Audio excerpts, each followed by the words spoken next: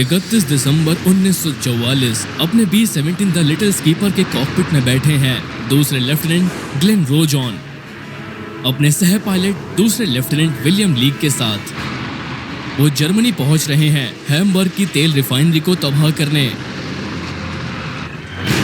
सीधे उनके नीचे तोपें फटती हैं और नर्क टूट पड़ता है। आदमी देखते हैं कि उनके सामने लक्ष्य एरिया में एक के बाद एक B-17 आसमान से गिराए जा रहे हैं।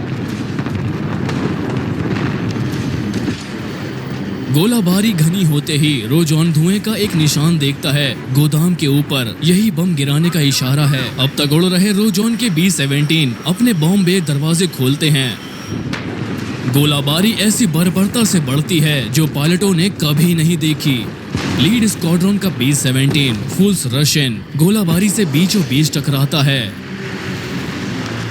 वो दाएं ओर घूमता है और सीधा दूसरे B-17 क्रैम्स्ट्रैम्स में जा घुसता है। दोनों विमान टकराते हैं और क्रैम्स्ट्रैम्स 2 टुकड़ों में कट जाता है। दोनों विमान आसमान से गिरते हैं। रोजॉन और लीक अपनी आंखों पर यकीन नहीं करते। वो सोचते हैं सब खत्म, पर कमाल है कि दोनों विमानों से 3-3 क्रू सदस्य बाहर निकलते हैं, अपने पैराशूट खोलने में सफल हो जाते हैं। 3, 4, 6 पैराशूट दिख रहे हैं। रोजॉन झटके को पीछे छोड़ता है और बम्बार्डियर सार्जेंट जेम्स शर्ली को रेडियो पर बुलाता है। बम गिराने की पुष्टि करना।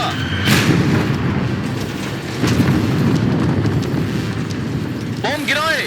B-17 के विशाल बॉम्बे दरवाजों से 500 पाउंडर बमों की धार गिरती है जो जमीन की ओर बढ़ते हैं। द लिटिल स्कीपर पर बॉल बुर्ज गनर देखता है कि बम लक्ष्य पर गिर रहे हैं। रूसो, नजारा कैसा है? सीधे लक्ष्य पर। बम गिराने के बाद फॉर्मेशन मूल योजना के अनुसार 180 डिग्री मुड़ता है। वो घर वापसी के लिए जितना हो सके फॉर्मेशन को कसते हैं, पर बॉक्स फॉर्मेशन में आते ही करीब 50 जर्मन रक्षक पूरी रफ्तार से अमेरिकियों को रोकने दौड़ते हैं। सबसे पहले पहुंचते हैं जेट प्रोपेल्ड ME-262। एक चीखता हुआ अमेरिकियों के पार निकलता है, लाइन के बीच अपनी MK-108 तोपें चलाते हुए। आखिर ये क्या था? क्या बला है? मेसेरश्मिट नीचे की ओर बढ़ता है और चौड़े चक्कर में निकलता है। उसकी धुंधली लकीरें सूरज में चमकती हैं। वो बेहद तेज है और निशान लगा पाने से पहले ही वो गायब हो जाता है। फिर BF-109 फॉर्मेशन को चीरते हुए सामने से हमला करते हैं और FW-190 मक्खियों की तरह भिनभिनाते हैं। रोजॉन की दाईं ओर फेथफुल फॉरएवर थोड़ा पीछे है और पहले ही गोलाबारी से नुकसान झेल चुका है और उस पर फिर वार होता है। उसका पायलट दूसरा लेफ्टिनेंट लियो रॉस रेडियो पर आता है। फेथफुल फॉरएवर नीचे जा रहा है। रॉस किसी तरह अपने विमान को 5000 फीट तक सीधा और संतुलित लाता है, नुकसान में भी, और क्रू कूदकर बच निकलता है। 6 o'clock। मुख्य फॉर्मेशन के साथ सारी उम्मीदें टूट चुकी हैं और जर्मन बुरी तरह बिखरी फॉर्मेशन पर तबाही मचा रहे हैं। बड़ा ग्रुप 8 बजे की दिशा पर। फिर अमेरिकी P-51 का शानदार नजारा सामने आता है। मदद आ गई। ये लड़ाकू सपोर्ट आ है। गया। हे भगवान, शुक्र जर्मन है। अवरोधक आसान शिकार ढूंढते हैं और तुरंत मुड़कर भाग जाते हैं। अमेरिकी P-51 ये जानकर कि जर्मन जा चुके हैं, लाइन में आगे मौजूद दूसरे B-17 की रक्षा के लिए रवाना होते हैं। P-51 आगे के विमानों की रक्षा के लिए जा रहे हैं। लड़कों, आंखें खुली रखना। रोजॉन और उसकी बची फॉर्मेशन अकेले ही उड़ते हैं। हम लगभग समुद्र के ऊपर हैं। सब लोग संभल कर। वो हैम्बर्ग के उत्तर पश्चिम में जर्मनी के तट की ओर बढ़ते हैं और वो गोलाबारी की शुरुआत फिर से देख सकते हैं। वो एक बार फिर गोलाबारी से जूझते हैं, लेकिन जल्द ही समुद्र के ऊपर पहुंच जाते हैं। वो धीरे बढ़ रहे हैं, लेकिन शायद घर तक पहुंच जाएं। अब हलचल इतनी ज्यादा है कि B-17 फॉर्मेशन में टिक नहीं पा रहे। फिर इंटरकॉम पर फोन आता है जिसका सबको डर था। दुश्मन 11 की दिशा में। फिर एक और। दुश्मन 1 की ऊंचाई पर। जर्मन लड़ाकों की एक और लहर जो ब्रेमेन और ओल्डेनबर्ग ठिकानों से उड़ी थी, ढीले पड़ चुके फॉर्मेशन को समुद्र के ऊपर रोकने आ धमकती है। तेज हलचल और जद्दोजहद में B-17 एक दूसरे से सटे रहने की कोशिश में है, पर एक के बाद एक विमान जा रहे हैं। 1 बजे ऊपर। फॉर्मेशन में और भी खाली जगह बनती है जब B-17 दूर होते हैं। उनके इंजन से तेल और आग निकल रही है। इन खाली जगहों का जर्मन लड़ाकू फायदा उठा सकते हैं। दुश्मन 6 की दिशा में। सामने से आता BF-109 गोलियां बरसाता है 9 लाइफ पर रोजॉन के फॉर्मेशन का मुख्य विमान। गोलियां कॉकपिट छलनी करती हैं और दोनों पायलट तुरंत मर जाते हैं। लेकिन सारे इंजन चलते रहते हैं और बाकी दल लड़ाई जारी रखता है बिना जाने कि आगे कोई जिंदा नहीं है। द लिटिल स्कीपर पर रोजॉन तुरंत खाली जगह भरने की सोचता है, फॉर्मेशन को साथ रखने की कोशिश में। रोजॉन द लिटिल स्कीपर को धीरे से जगह पर लाता है, एक हाथ कॉलम पर, दूसरा पीछे करने को तैयार। वो 9 लाइफ को ढूंढ रहा है लेकिन मुख्य विमान कहीं दिख नहीं रहा। पायलट से क्रू, किसी ने मैकनैप को देखा? 9 लाइफ कहाँ गया? उसे पता नहीं कि पायलट मैकनैब और वॉन अपने कॉकपिट सीटों पर निढाल पड़े हैं। 9 लाइफ सीधा है लेकिन संतुलित नहीं। उसके दोनों मुर्दा पायलट कॉलम खींचे हुए हैं और B-17 थोड़ा ऊपर दिशा में बढ़ रहा है। पास एक B-17 में लेफ्टिनेंट ईथन पोर्टर देखता है कि दोनों विमान पास आते जा रहे हैं। वो टकराने वाले हैं। वो तुरंत रेडियो पर आते हैं पायलटों को चेतावनी देने। मैकनैप, देखो तुम टकराने वाले हो। पर अब देर हो चुकी है। 12:44 पर रोजॉन और लीक अचानक झटके से ऊपर की ओर उछलते हैं जिससे रोजॉन का हाथ थ्रोटल लीवर से छूट जाता है। लीक के घुटने कॉलम से टकराते हैं। हे भगवान, ये क्या था? पायलट से दल, अभी क्या हुआ? लीक और रोजॉन हाइड्रोलिक और उपकरण जांचते हैं। सिस्टम चल रहा है लेकिन वो विमान से नियंत्रण खो रहे हैं। हे राम, तुम इस पर यकीन नहीं करोगे। रोजॉन पीछे बाईं ओर देखता है और विश्वास नहीं कर पाता। हम दूसरे विमान पर सवार हैं। 9 लाइफ हवा में टकराकर द लिटिल स्कीपर में धंस गया है और रोजॉन के विमान के एल्यूमिनियम पेट को चीर डाला है। अरे ग्लेन, हम तो संभोग करते पतंगों जैसे चिपके हैं। 9 लाइफ की बॉल बुर्ज में स्टाफ सर्जेंट एडवर्ड वुडॉल जूनियर धातु के टुकड़ों से ढके हैं। दोनों विमानों के टकराने से उसके पास न बिजली है न हाइड्रोलिक शक्ति, तो वो हाथ वाला क्रैंक पकड़ता है और मानता है कि लीवर टूटे नहीं है।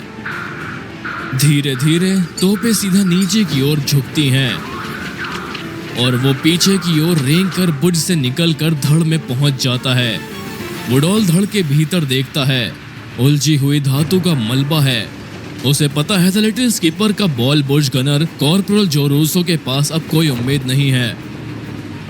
रूसो का बुर्ज धक्के खाकर 9 लाइफ की छत में धंस गया है और टेढ़े मेढ़े लोहे से जकड़ा हुआ है।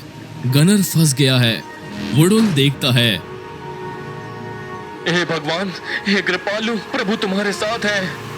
धन्य हो। द लिटिल स्कीपर का दल जो अभी भी गनर से इंटरकॉम पर जुड़ा है रूसो की हल्की होती प्रार्थनाएं सुन सकता है। और तुम्हारे गर्व का फल धन्य है यीशु। बिल लीक अपने बॉल बुर्ज गनर की आवाज सुनकर भीतर तक हिल जाता है। बाद में उसने कहा, प्रभु तुम्हारे मैं मदद नहीं कर सका और मुझे लगा कि मैं उसके अकेले होने के हक का उल्लंघन कर रहा हूँ। प्रभु तुम्हारे साथ है, इसलिए तुम धन्य हो। बेल, बेल, होश में रूसो आओ। को आखिरी प्रार्थनाएं करने देने के लिए लीक अपने हेलमेट और इंटरकॉम उतारता है। बाद में उसने कहा कि ये उसके लिए सबसे कठिन हिस्सा था। इस बीच 9 लाइफ का इंजन नंबर 1 आग में है और रोजॉन और लीक बेहद मेहनत करते हैं विमानों की गिरावट संभालने के लिए, क्योंकि वो आपस में फंसे हैं और फॉर्मेशन से बाहर हैं 15,000 फीट पर।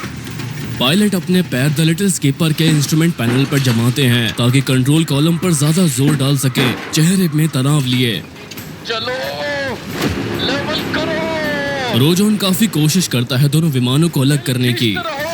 वो द लिटिल स्कीपर के रेडियल इंजन चलाता है, विमानों को झटकने की कोशिश करता है पर कोई फायदा नहीं। तरीकी आग हमारे पंख पर फैलेगी। इंजन बंद करते हैं, मोड़ने की कोशिश करते हैं। बेल, रोजॉन जानता है समुद्र में टकराना मतलब पक्का मौत और क्रू को बचाने के लिए उसे अपना विमान जमीन पर लाना होगा। हमें कूदने के लिए जमीन पर पहुंचना है।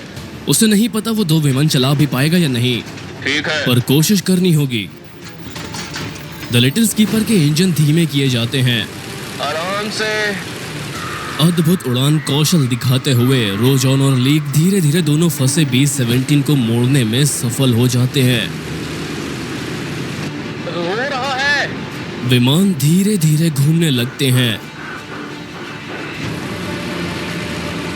पायलट खुश होते हैं जब वो देखते हैं कि जर्मन तट फिर से दिख रहा है। रोजॉन देखता है कि अब आग उसके बाएं पंख को ढक चुकी है। वो एल्यूमिनियम के पार चेहरे पर गर्मी महसूस कर सकता है। जैसे ही वो तट पर पहुंचते हैं, गोलाबारी फिर शुरू होती है और फिर पटाखे फूटते हैं। ये 50 कैलिबर मशीन गन की गोलियां हैं। आग में फटती हुई और गोलियां चारों तरफ से हवा में उड़ रही हैं। रोजॉन और लीक एक दूसरे की आंखों में डर देख सकते हैं। क्षितिज पास आ रहा है और रोजॉन इंटरकॉम पर आता है। हम लगभग जमीन के ऊपर हैं। कूदने के लिए तैयार हो जाओ क्रू। पिछले दरवाजे से कूदना होगा।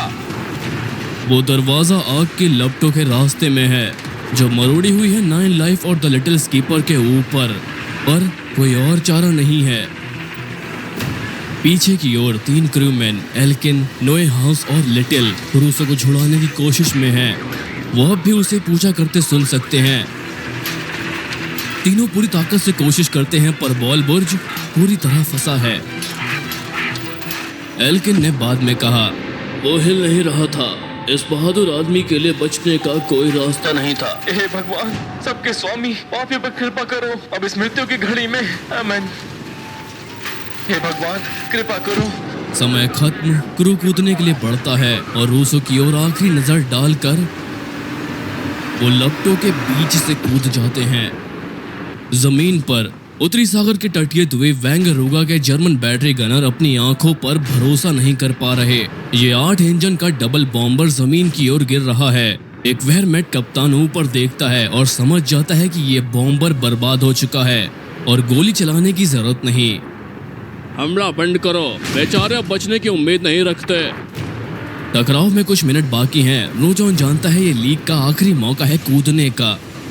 बिल, तुम्हें कूदना होगा, जाओ अभी। लीक रोजॉन का आदेश ना मानते हुए अभी भी कॉकपिट में है। वो जानता है रोजॉन अकेले विमान नहीं संभाल सकता। लीक की अतिरिक्त ताकत के बिना दोनों विमान चक्कर काटेंगे और रोजॉन कूद भी नहीं पाएगा। बिल, मैं यही हूँ ग्लेन। रूसो अपने बॉल बुर्ज में 9 लाइफ के धड़ में कैद, शायद दया से जमीन को पास आते नहीं देख पाया। जमीन तेजी से उनकी ओर बढ़ रही है। सीधा रखो। पायलट प्रार्थनाएं चिल्लाते हैं जैसे जमीन उनकी आंखों में आती है। हमें परीक्षा में मत डालो, हमें बुराई से बचा लो। 9 लाइफ टकरा कर फटता है और बिखरता है और द लिटिल स्कीपर के ऊपर उछलता है जैसे कोई खंबे पर एथलीट। स्कीपर फिर हवा में आता है, फिर पेट के बल जमीन पर गिरता है और उसका बायां पंख लकड़ी की इमारत को चीरता है जिसमें धड़ टूट जाता है और विमान का अगला हिस्सा आगे ढकेलता हुआ आखिरकार रुकता है। खामोशी है। अविश्वास में दोनों पायलट एक दूसरे को देखते हैं। वो दोनों जिंदा हैं। किसी को भी गंभीर चोट नहीं आई, बस कुछ खरोचे हैं। लीक कॉकपिट के पीछे एक बड़े छेद से रेंगकर बाहर आता है। दिन की रोशनी में खड़ा होकर वो अपनी जेब टटोलता है एक कमाई हुई सिगरेट के लिए। वो उसे जलाने वाला होता है कि उसकी आंखों के सामने बंदूक की नली आ जाती है। वो रुक जाता है। एक जर्मन सैनिक फटे हुए ईंधन टैंकों से पंख के ऊपर से बहते गैसोलीन की ओर इशारा करता है। ए रुको, क्या कर रहे हो तुम? पागल हो क्या? सबको आग में झोंक दोगे क्या?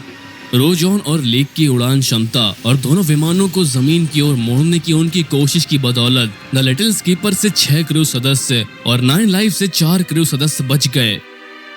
रोजॉन आखिरी तक विनम्र, अपने डिस्टिंग्विश्ड फ्लाइंग क्रॉस के बारे में ज्यादा बात नहीं करता था। वो मानता रहा कि उसकी जान लीक ने बचाई।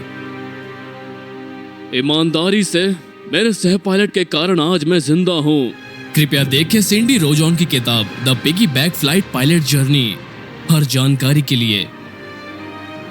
ये अद्भुत था। पर आपने उस B-17 टेलगर के बारे में सुना जो बिना पैराशूट के गिरकर बच गया?